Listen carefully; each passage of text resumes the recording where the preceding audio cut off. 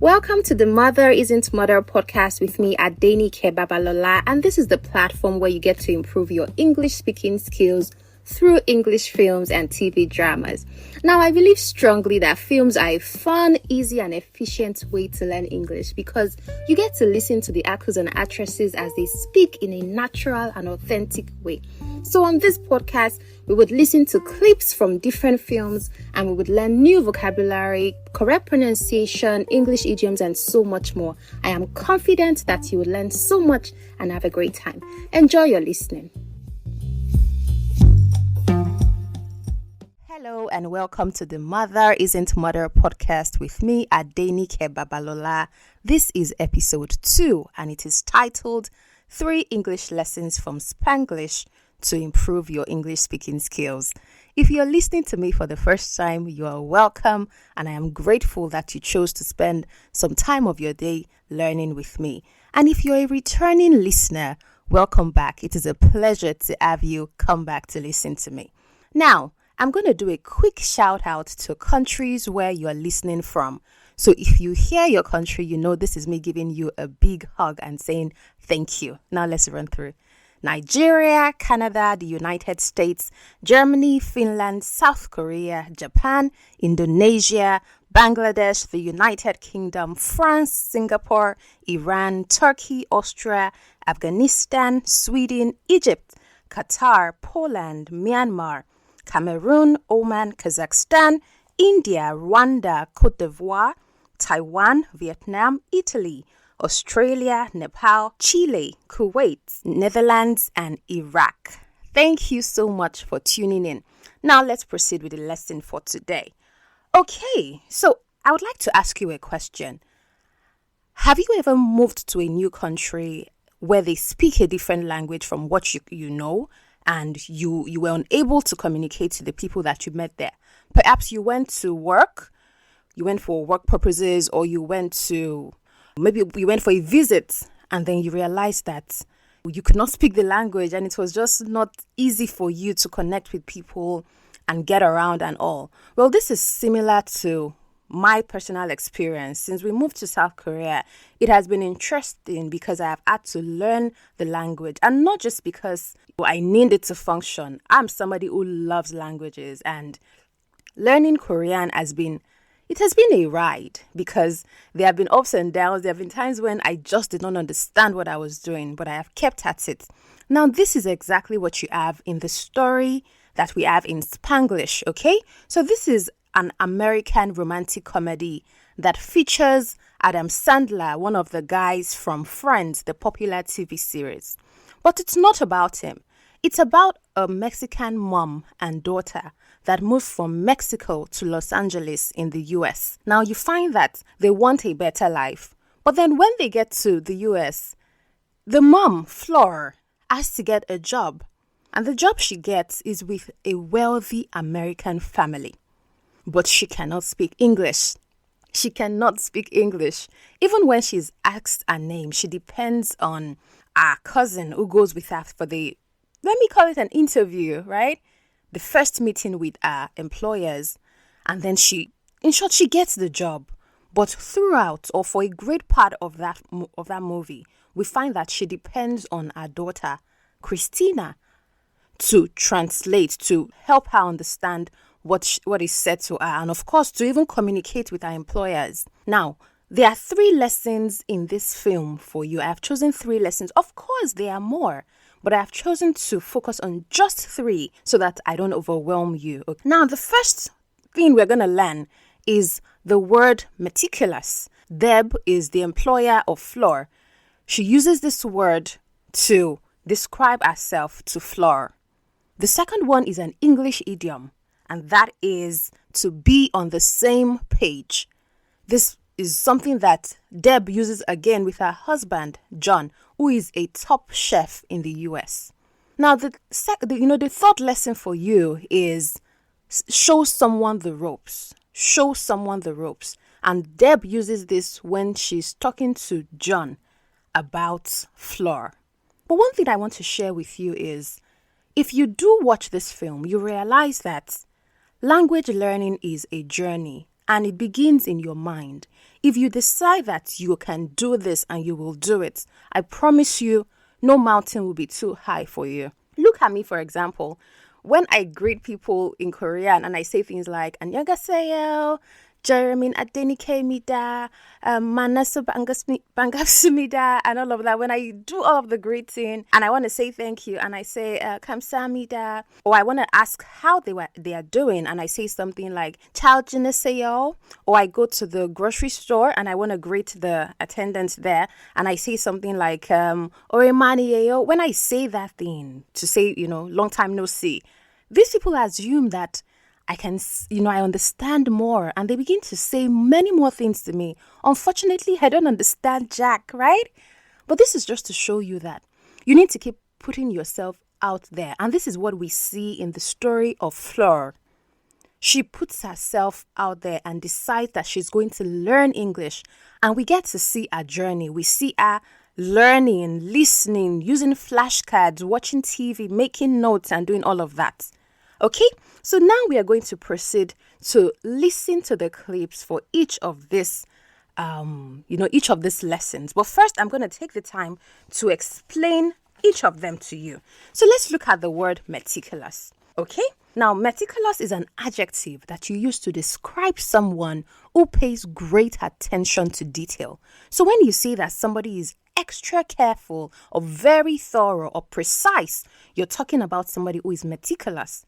And this word has 4 syllables. You have m, not me, because even though it is written as M-E, it is not me. I used to make that mistake and say me, but it's actually the schwa sound, which is like writing E from, in an upside down way. You write the letter E. Instead of writing it the typical way, you turn it upside down. So that's the schwa sound. So you have m.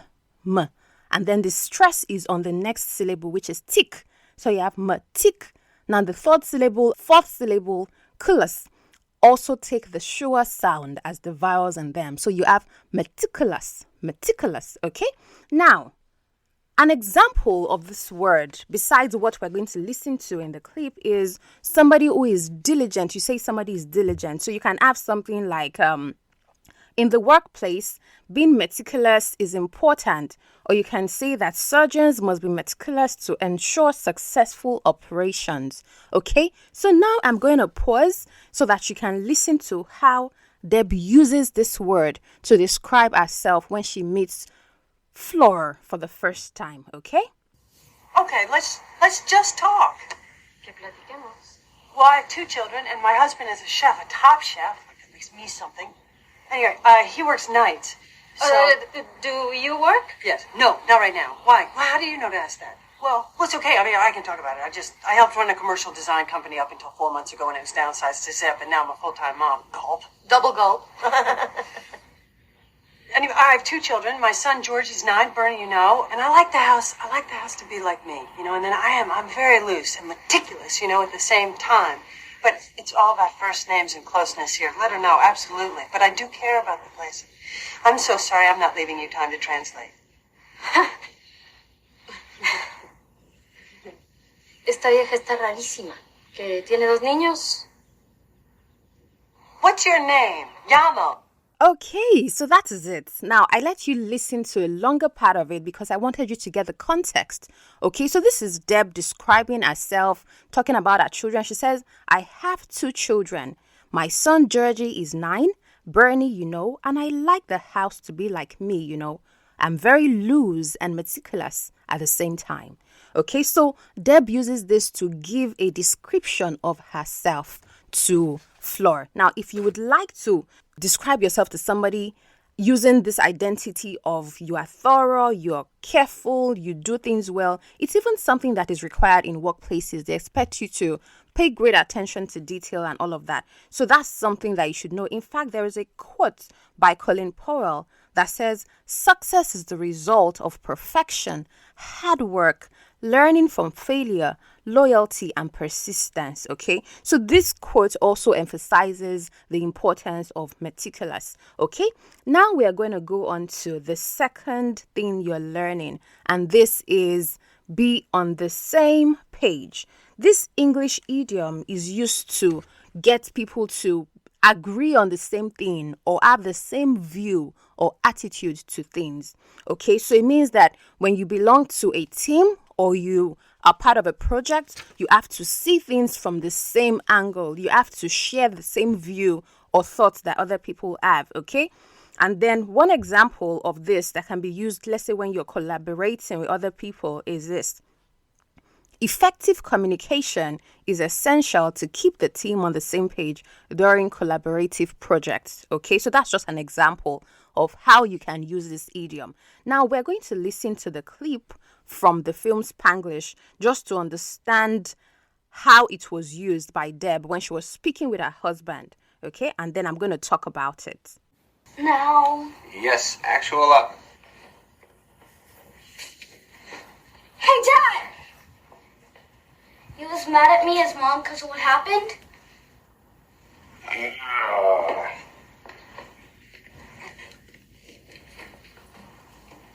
No, Georgie, I'm not. Are you mad at me? No. Good. Let's hope. When it comes to the kids, John, we gotta stay on the same page, you know? United, doing consistent parenting. Do you know how many books on parenting I've read? Dad, since high school we've been able to read each other. Take advantage. Word for word. What did you say to Georgie? Exactly. No, I'm not mad.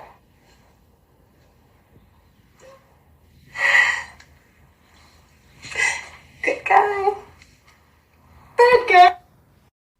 Okay, so this was an interesting one for me to watch because this woman, Deb, seemed really erratic. Okay, and I use that word because if you have not listened to my previous episode on Emily in Paris, please make sure you do. I talked about how this word is not erratic. I used to think it was erratic, but it's actually erratic, okay? And, using the American accent, you don't have to sound the T, so you can say erratic, okay? Erratic, all right? And that's just to describe somebody who is not feeling stable. They seem to be kind of out of their mind, something like that. And that's what you see with Deb in this scene. So first of all, I played the part about their son, Georgie, talking to his dad. He has just woken up or gotten out of bed, and his dad, is asking his dad if his dad is mad at him for something, and Adam Sandler, that plays the role John, says no. So you find that Deb is angry that she and her husband are not on the same page, okay? And that's what she talks about when she says, when it comes to the kids, John, we got to stay on the same page, united, doing consistent parenting. Do you know how many books on parenting I've read and all of that? And then she ends it crying, good guy, bad guy, and all of it. What is the point I'm trying to make?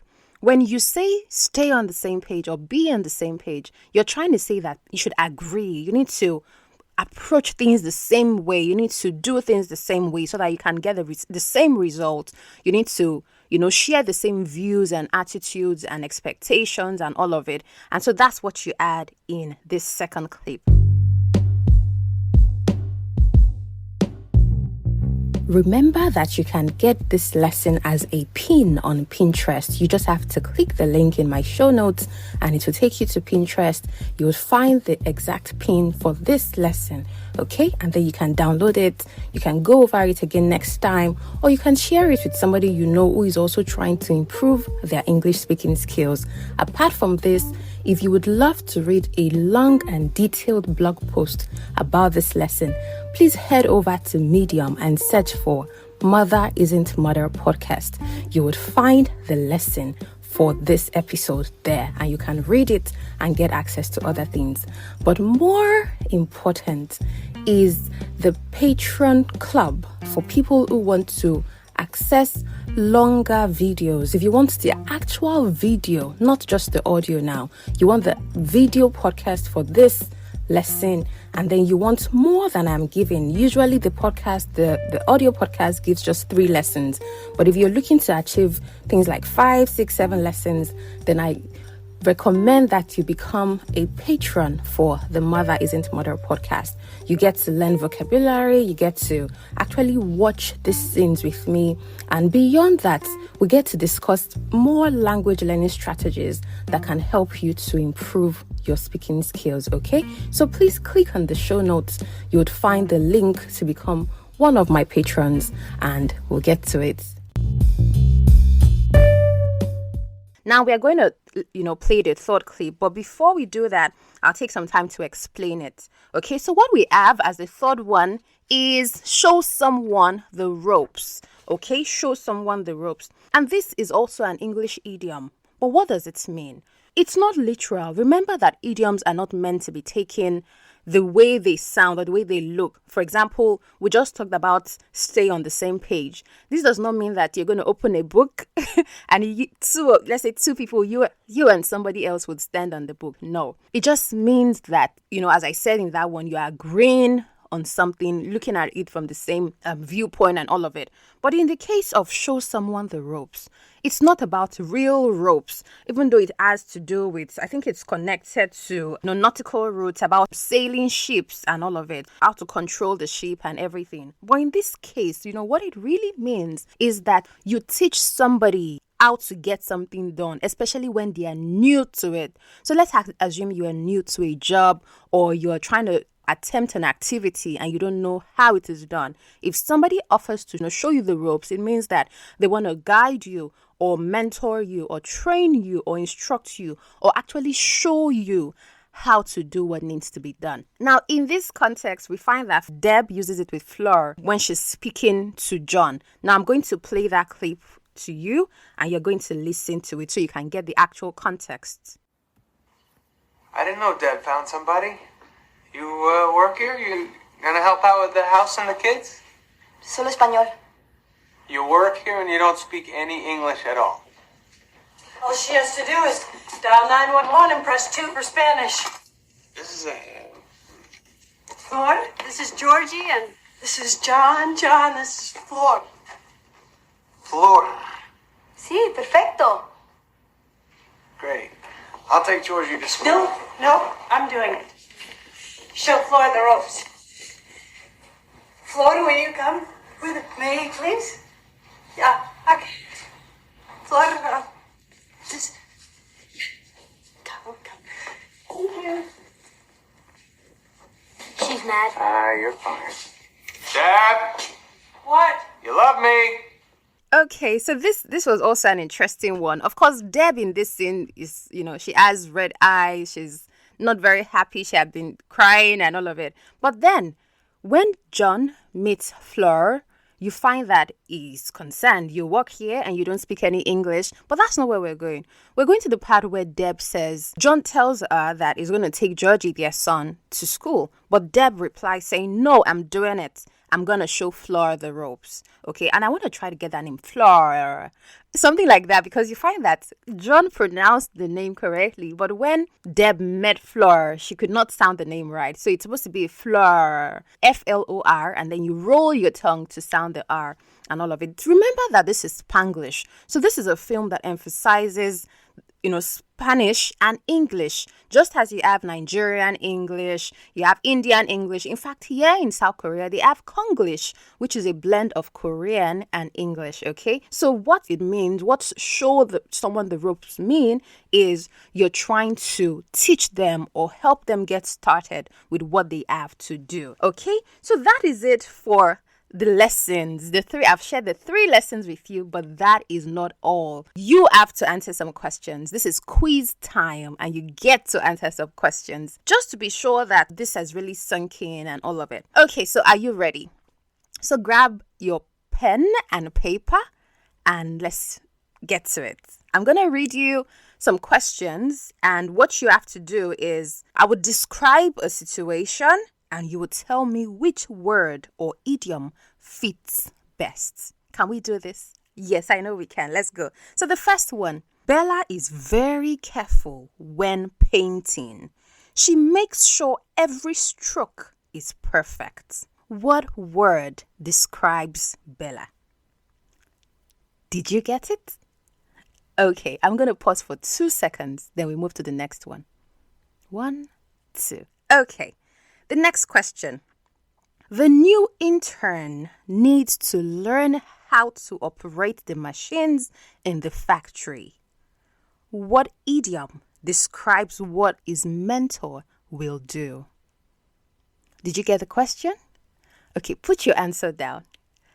Now, how do you send this to me? So know that you can send in a text message to the show using your phone's messaging app. Now, open my show notes. Open the show notes for this episode. The very first sentence that you see, there is a link that reads, send a text message to the show. So this allows you to send in your answers. So when you open that link on your phone, you would see a phone number and then you see the instruction that says do not delete. So when you see that, just type in what you want to send in your answers, and make sure you add your name so that I can give you a shout out in the next episode. Okay, so that is it for today. We have learned how to use the word meticulous. We learned the pronunciation as well. It is not meticulous. It's meticulous. Meticulous. You know, the sure sound is very brief. It's like the shortest air sound you can ever have. Okay? We also looked at 2 idioms. Show someone the ropes and to stay on the same page or be on the same page. All right? Remember that you can send in your questions, your comments, anything that matters to you as far as learning English. I know you want to speak English fluently. And I just want to share this, some of the things that I learned that I've been doing in my own journey as I learn Korean. And these are things that I also saw Flor do in this film. Now, for example, I watch Korean dramas. I have seen Crash Landing on You, Extraordinary, Attorney Woo, Melancholia, Queen of Tears, My Mister, Hometown Cha-Cha-Cha, and all of that. I listen to Korean church music. I love it because I get to dance. And then I listen to Korean ballad as well. And what I find is, especially with the TV dramas, is I don't just watch. I don't just watch. I pay attention to new words, especially one word or one syllable or 2 syllable words that I know that I can easily pick. And then I use my translator app, Papago, to translate it. And then I add this word and the meaning to my notes, where I get to go over these things again. And, in less than 6 months of doing it, I just realized that I understand more. I can listen.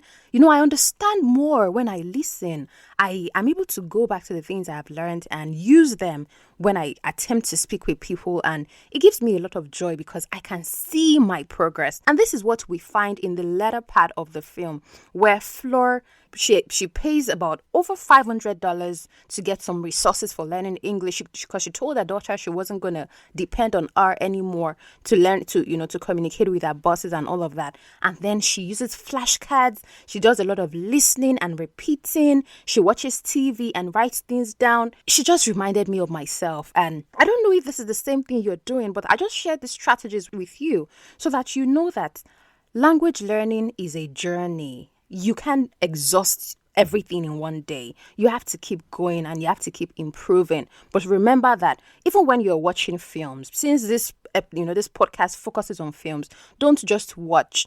Pause when you learn something new. Repeat it and use subtitles. I watch Korean drama with Korean subtitles. It's crazy, but it is what I do because I know it is helping me. When I read the Korean subtitles, I'm reading Korean, I'm working on my reading skill, I'm listening to the actors and actresses, and this thing is helping my mind even when I don't understand. There are times when I just cry. I don't understand what they're saying. Sometimes I just want to scream, but then I know that it is for my good because I have seen how well I listen to things and I know what they mean. I understand the context. I just get it. Okay, so I probably feel there's some magic in the brain with that thing. Of course, it's not magic. It has to be science. But this is me just saying, don't give up on this journey. I'm going to share with you the Korean version of don't give up because it is one sentence that I use. I have it in my journals everywhere and I say it to myself many times. So when you want to say don't give up, you say 포기하지 마세요. Pogi Haji Maseo, okay? I tried to pronounce it well, but that's just to say don't give up. And we know the popular one, fighting, or I think they say fighting, right? And when you want to tell yourself I can do it in Korean, you say how su iso, okay? How su iso, something like that, just to say I can do it. So this is me saying don't give up. I can do it. You can do it. Okay? That is it for this episode. Thank you so much for joining me. If you can, okay? If you can, watch the full film on Netflix. I don't know if there's, some other place where you can watch this, but I'm grateful that I chose Spanglish because it's a 2004 film, and initially I was going to go with Puss in Boots, but when I found that it would no longer be available on Netflix from the 30th of June, I changed my mind. And so, I'm happy that we've gotten to analyze this one and we have learned all that we have learned, okay? Don't forget to check out the previous episode. I'm going to see you next week with another exciting episode.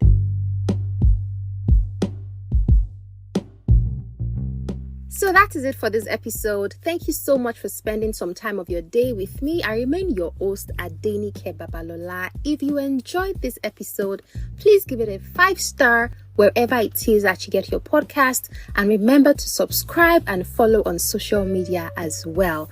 Till we meet again, keep learning and speaking English confidently and without fear. Bye.